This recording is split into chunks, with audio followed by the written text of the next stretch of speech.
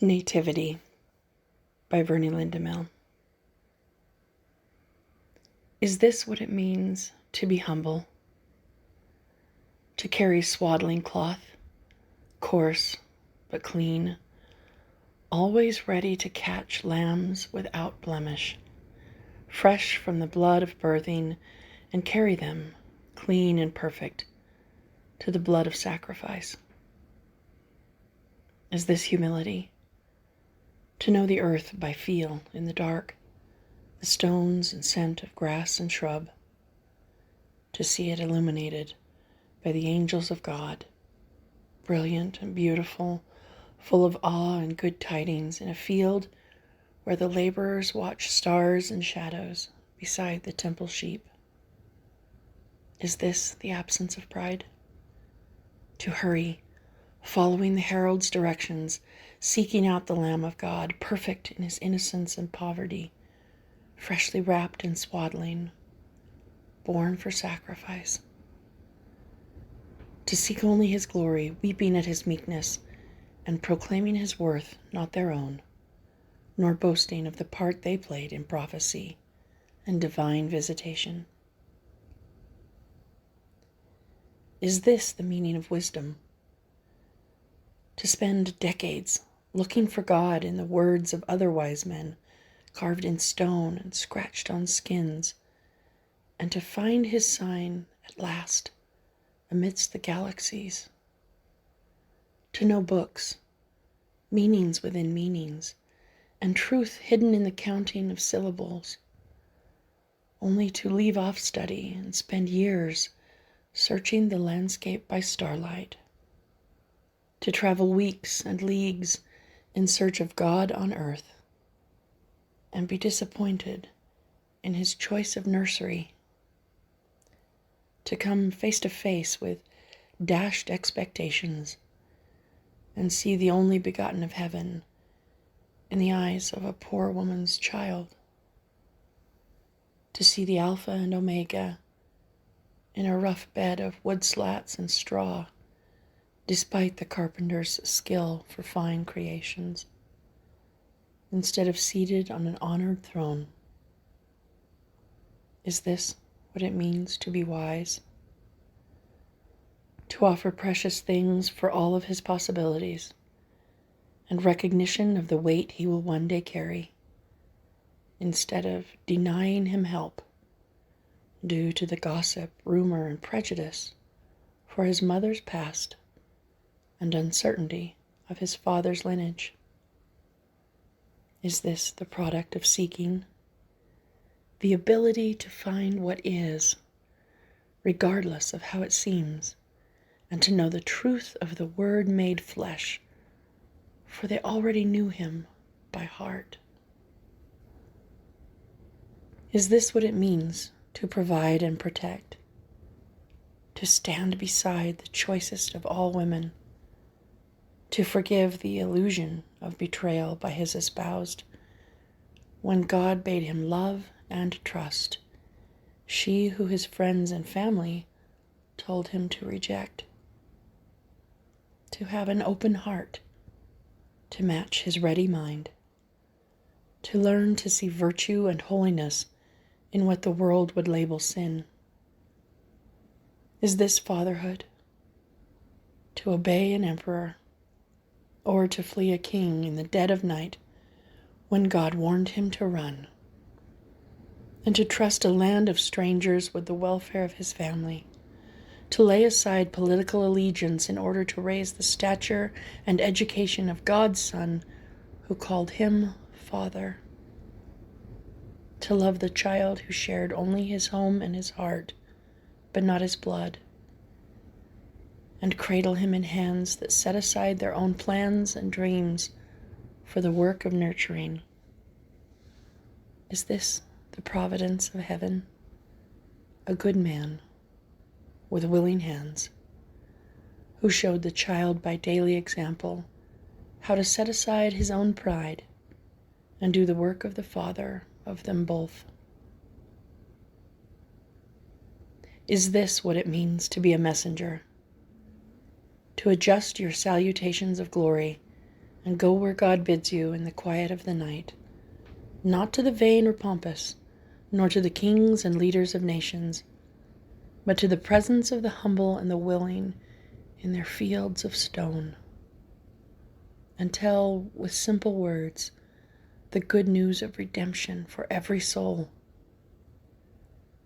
Is this the errand of angels, to speak the wisdom of ages to only the handful who will believe?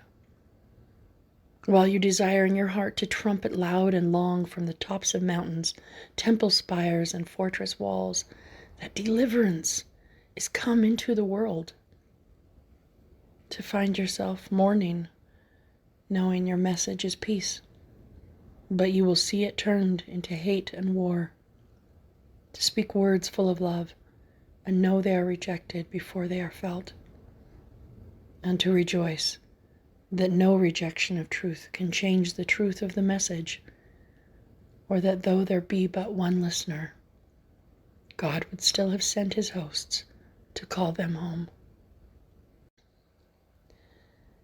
Is this what it means to be willing? To welcome in the exhausted and dusty travelers to a house already full of the cares of the world, and people in need of respite, safety, and the peace of home, while they are far from their own. To feel inadequate in the face of desperate need, but still offering all the service they could, after emptying themselves of every bit of strength they already believed they had, searching the recesses of cupboards to provide food for the weary travelers, and watching desperate, pain-filled eyes seek a sanctuary or comfort, or at very least some privacy to complete the travail of birth. Is this the truth of hospitality? To learn by living that another's need draws more compassion from the depth of our hearts than we previously believed we had, and teaches us the beauty of shared sorrow, even in rough accommodations, insufficient for the needs and the worth of those we offer our meager efforts to, discovering that the willingness to make room for love, kindness, and empathy is all that's needed for the salvation of humanity to come into the world. Is this what it means to be holy? To know a messenger from God when he arrives with a difficult message. To be unafraid to question the how of performance while understanding the why of obedience. To know condemnation for submission before the comfort of loyalty. The pain of gestation before the pleasure of consummation. And the weight of divine trust with no promise of earthly reprieve from pain. To choose God before herself, and to know that what grew within her, who lay in her arms fresh from blood and birth, would submit in the way of his mother's faithfulness to blood and death for the sake of humanity's rebirth. Is this God's definition of choice? The willing heart, the soul that endures, the mind that keeps and ponders truth, seeks counsel with willing ears, and walks miles, crosses deserts, and treasures a child from before conception to after crucifixion, never failing in faith, hope, and love. Is this the fullness of grace? An infant, weak and subject to the weakness of humanity, holding acceptance, forgiveness, and love in his tiny heart, so tiny that it could be discounted or discarded, and yet upon his throne the king of a worldly kingdom trembled in fear at its beating, and upon their knees king and servant alike trembled in wonder that it beat for them. Is this, then, the fullness of glory? This simplicity that cries, craves touch and tending, desires comfort and belonging in a world that seeks destruction. Is this what it means for the promise of the Word to become a covenant kept, a God become flesh, acquainted with our heartbreaks, our heaviest disappointments, and in gloriousness of our most bitter betrayals, God with us, beside us, descended below us, cradled amongst cattle, caught speaking with harlots, beggars, slaves, and the diseased, a God on his knees, catching a world in free fall and rising with an invitation to come and partake of such grandeur as this humanity. Is this call to come unto him the invitation to our own nativity, an opportunity for rebirth and becoming a new people, keeping a new covenant, and ushering in a new world, built upon the humility, wisdom, providence, willingness, holiness, and grace of a God who meets us where we are and greets our efforts with his abundance, because he knows what grows from broken beginnings, shattered dreams, cruel judgments, and unlikely odds. He knows how small and simple are the homes wherein the glory of God resides. And it matters not where we lay our head, or what our lineage and title be, homeless, refugee, or beloved royalty alike. We become more than we have ever been in the circle of the light cast by that one brilliant life.